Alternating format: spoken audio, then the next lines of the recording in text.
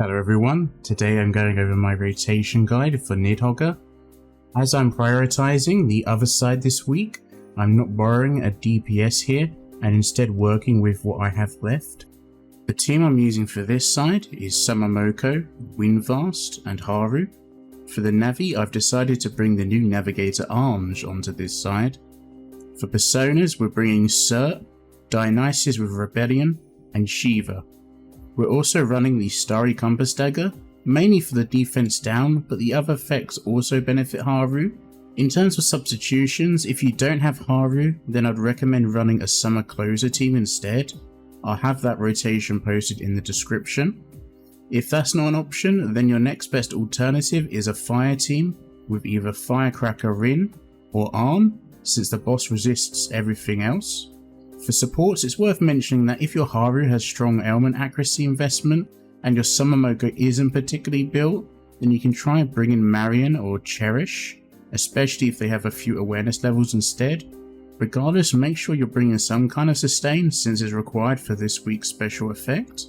You can also run Futaba over Ange here, and the rotation itself doesn't really change outside of losing the double gun at the end. But at that point, it may be worth considering the SCloser team instead. But from my own testing, I've consistently been getting more score on this side with Ange than by moving Futaba over. If you don't have either Ange or Futaba, you can slot in Phoebe or Wind here instead. Finally, for persona replacements, the only one you're likely to need elsewhere is Dionysus. If you're using him on the other side, then Komakuten is a good replacement here. Just make sure to slot him in the first persona slot so you can benefit from his passive. If you have low Starry Compass Forges, then you may want to switch to Ex Machina, or if you're using a Bless or Fire team, then you can use their retrospective daggers. Just bear in mind, of course, that you'll be losing the defense down that you get from the Starry Compass dagger. But without further ado, let's get into the run. Now this is a fairly standard Haru rotation, so if you've ever played her before, a lot of this will feel pretty familiar to you. So turn 1, we're going to be using Moko's S2 on Haru. We're going to use all our skills onto Haru. Wonder is going to use Marakunda on Surt. WVast is going to use S3 on Haru. And then Haru is going to use her S1.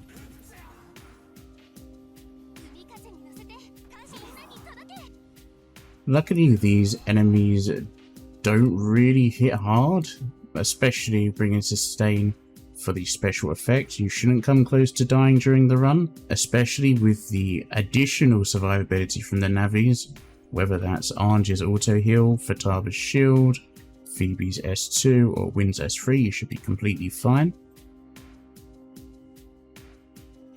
So at the start of turn 2, we're going to be using Ange's S1 here, just to make sure every ally skill again is focused on Haru. Then SMoko is going to use her S3. We're going to use Haru's highlight here just so that it's back up on turn 6, while also giving us that stack for her gun skill as SMoko follows up here. Now Wonder is going to switch into Dionysus and use Rebellion. Obviously if you pull Komakuten, you do the same with Komakuten. WVast here will use her S2 onto Haru. We get Ange's auto heal there, and Haru will use her S3. The rotation is very easy to remember from here. SMoko and WVast simply alternate between S2 and S3 for the remainder of the fight. It's just Wonder and Haru, we sort of have to worry about their rotation a bit.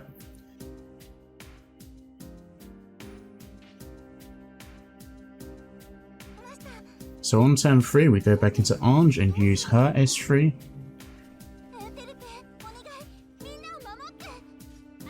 SMoko rotates back to S2. Wonder swaps to Shiva and uses her signature skill. WVast again rotates it back to her S3 here. You can always tell by the green icon at the bottom if you need to use the S3. Now Wonder is going to use their highlight I couldn't really figure out the best highlight to use here. I want to save WVast for later, so this is the only option. And then Haru is going to use her big gun skill. And of course we get the follow-up from it.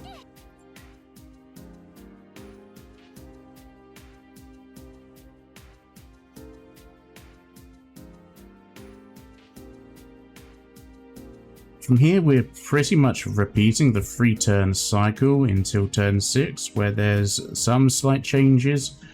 So I'm not going to be going in depth into these next 2 turns as much. They should be pretty standard for you to follow. Ange has her S1 up again, so we're going to go into her.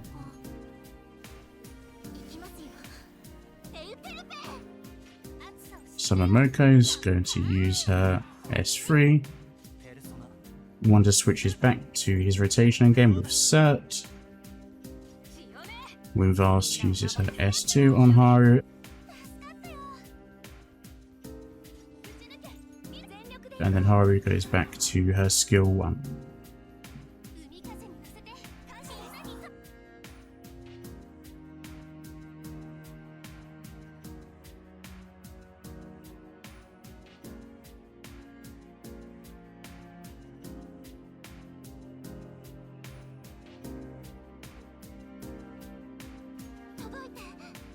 So Ange uses her S3 again. Again, you can always tell when you need to use her S3 by having the 12 stacks at the bottom. SMoko uses her S2 on Haru. Now this is where we're going to use WVast highlights so that we have the buff for the remainder of the fight. As it's our best highlight really, apart from DPS, that's why we want to use it so late. Dionysus, we use Rebellion again on Haru just to refresh that. WVast uses her S3. And Haru goes back to her S3.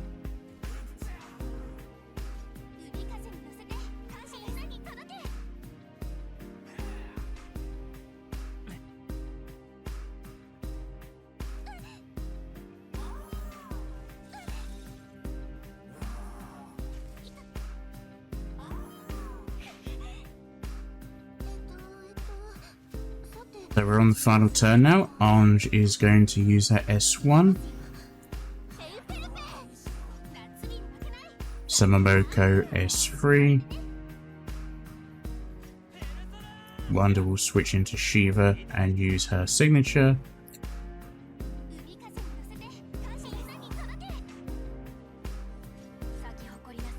And WVast will use her S2.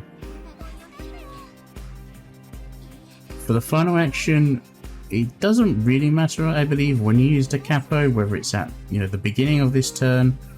But what I'm going to do is I'm going to use Haru's highlight first and then activate the Capo. It's what I did in my run and it got me a new high score, so I don't think it's at a detriment. So we're going to go into Ange and use the Capo skill in the top right on Haru.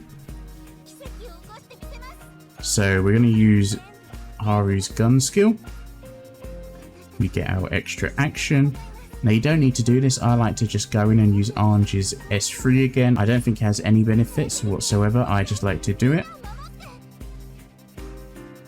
But anyhow, just make sure you finish with the gun skill. And that's the run over. And hopefully we get a new score, which we do. I think it's only by 1 or 2 million, but I'll take it nonetheless. Hopefully this video helps you push for a better score. If you have any questions, feel free to leave them below and I'll do my best to help. Thank you for watching and I hope you have a great day.